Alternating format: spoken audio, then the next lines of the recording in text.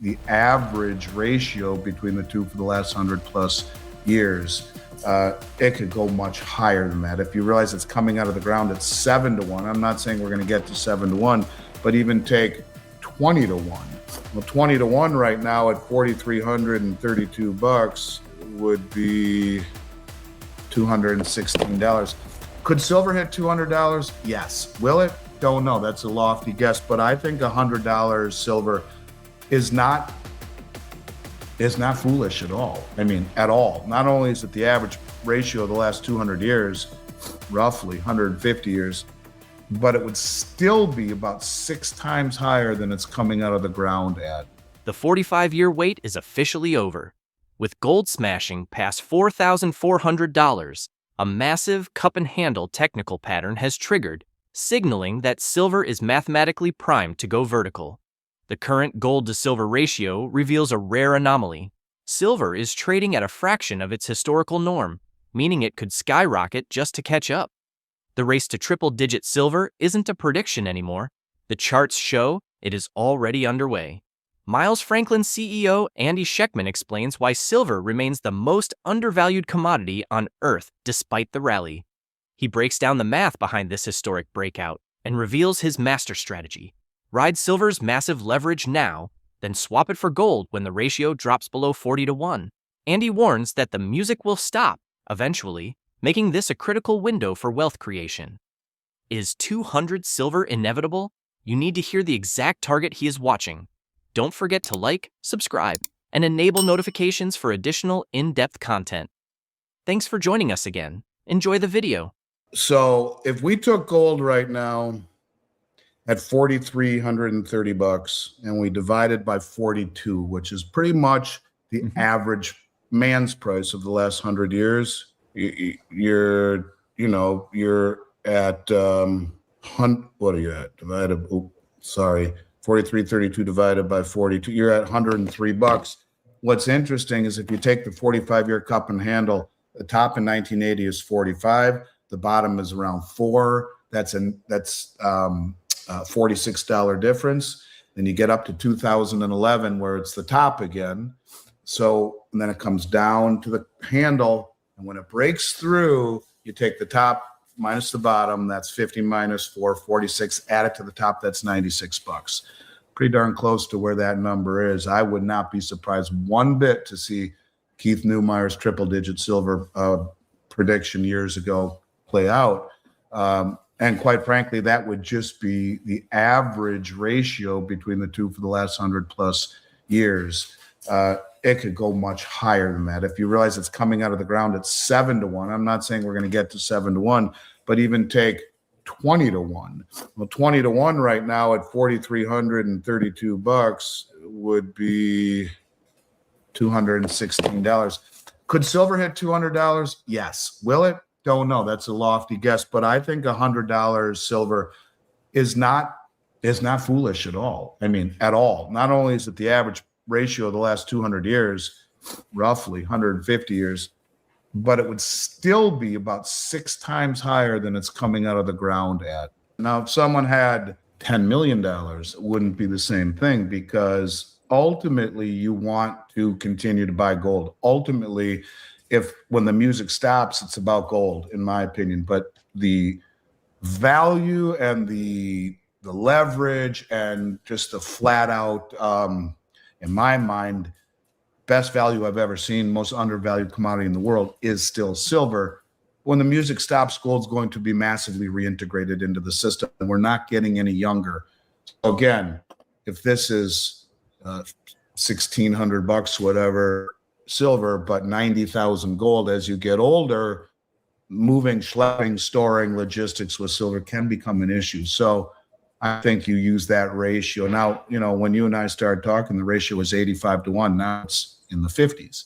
It's averaged roughly 42-1 since the Industrial Revolution, coming out of the ground at 6-1. You can see this trend disappearing in nature. Only 20% comes from silver miners, the rest byproduct. The trend is for a declining ratio. And then when that ratio gets anywhere 40 or under, you're supposed to switch to gold. So there will come a time to do that.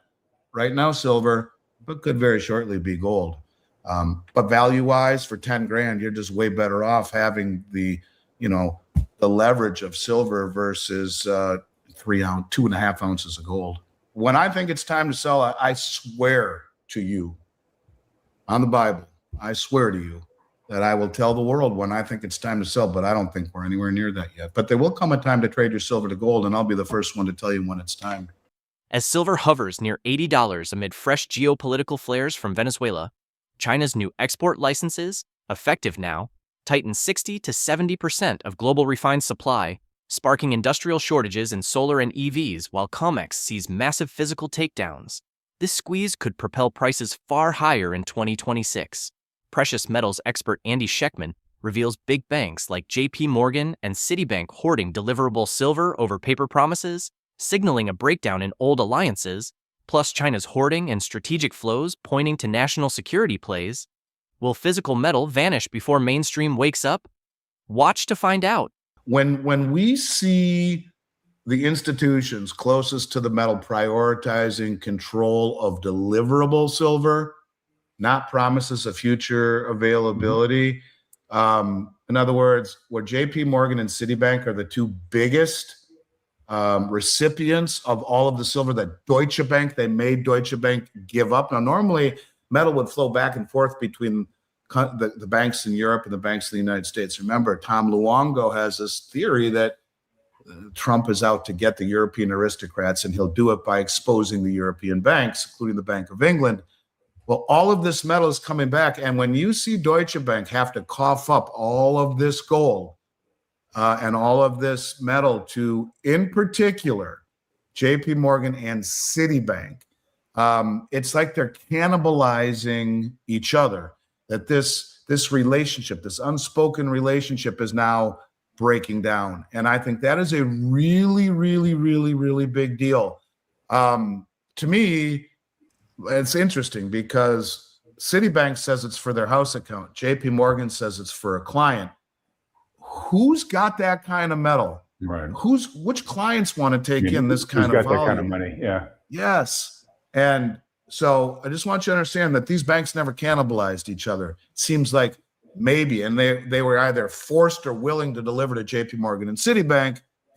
And the best way to say that is the smartest, best connected institutions in the silver market now want to hold the metal themselves right now rather than take the paper promises into the future. This has never happened to this degree.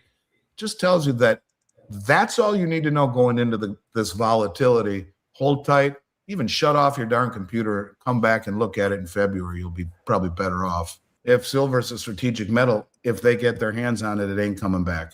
And you could say the same thing about Gaddafi, about Saddam Hussein. And what about the 12 billion in gold the Ukraine sold to fund the war? Where'd that go?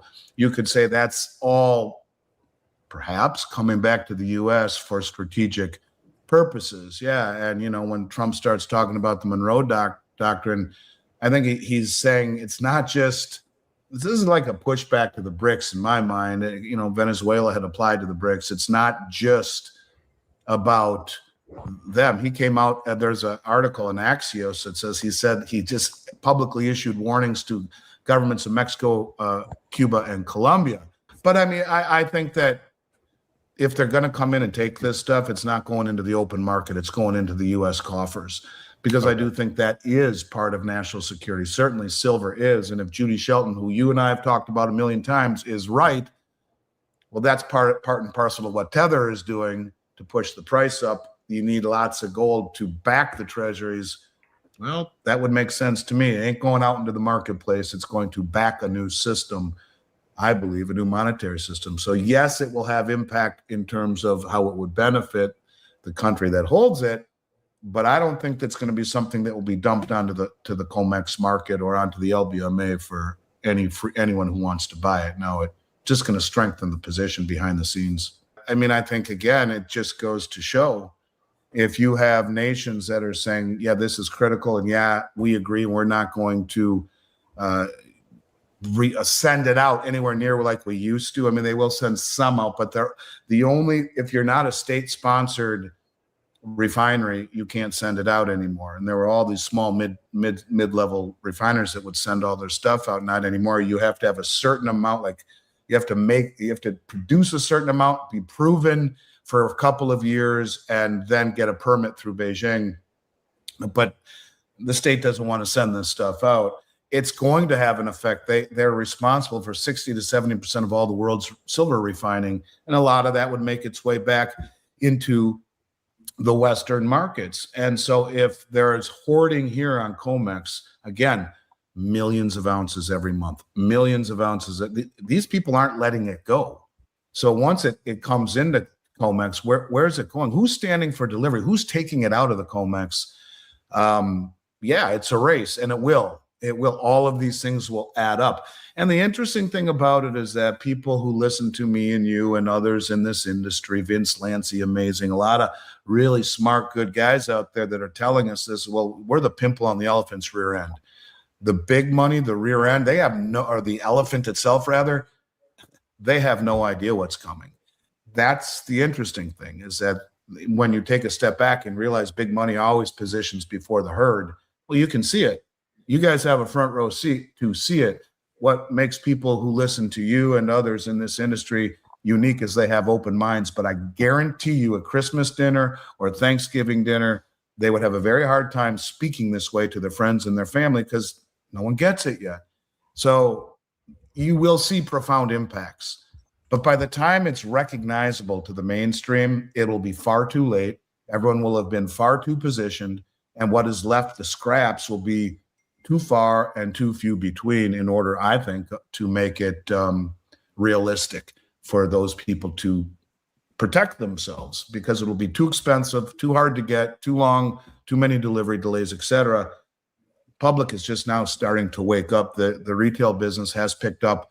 As we kick off 2026 with gold steady around $4,400 and silver holding near $80 after explosive 2025 gains, Andy Schectman's warnings of tightening physical supplies, from big banks hoarding deliverable metal to China's refining restrictions, are proving prescient amid ongoing deficits and industrial surges.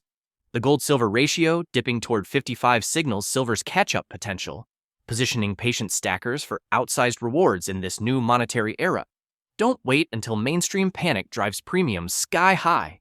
If you found this breakdown helpful and want to stay ahead of these historic market moves, make sure to like, subscribe, and turn on notifications so you never miss an update.